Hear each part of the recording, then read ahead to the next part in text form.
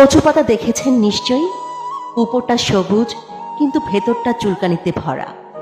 ঠিক তেমনি কিছু মানুষ আছে দেখতে মানুষের মতন, কিন্তু ভেতরটা আবর্জনায় ভরা। উচ্চশিক্ষা আর সুশিক্ষা এক নয়, প্রথমটা দেয় জ্ঞান আর দ্বিতীয়টা দেয় মনুষ্যত্ব। অশিক্ষিতরা আছে 5 তলায় আর শিক্ষিতরা আছে গাছতলায়। এটাই স্বাভাবিক, কারণ এখন জুতো বিক্রি হয় কাঁচের ঘরে আর বই বিক্রি হয় রাস্তায়।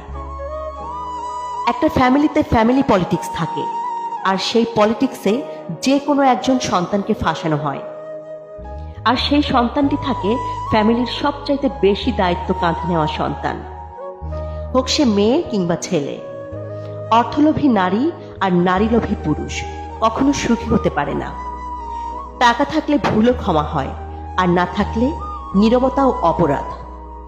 লবণ অতিরিক্ত হলে খাবার নষ্ট হয়, টাকা অতিরিক্ত হলে মানুষ নষ্ট হয়। কিছু মানুষ কখনোই ভেবে দেখে না তাদের আচরণে অপর মানুষটা কতটা কষ্ট পেয়েছে। পৃথিবীর যতগুলো আঘাত আছে তার মধ্যে সবচেয়ে ভয়ঙ্কর আঘাত হলো কথার আঘাত। জীবন তখনই ভালো ছিল যখন গাছের পাতা টাকা বানিয়ে খেলা করতাম। মানুষ আপন সাজে কিন্তু আপন হয় না।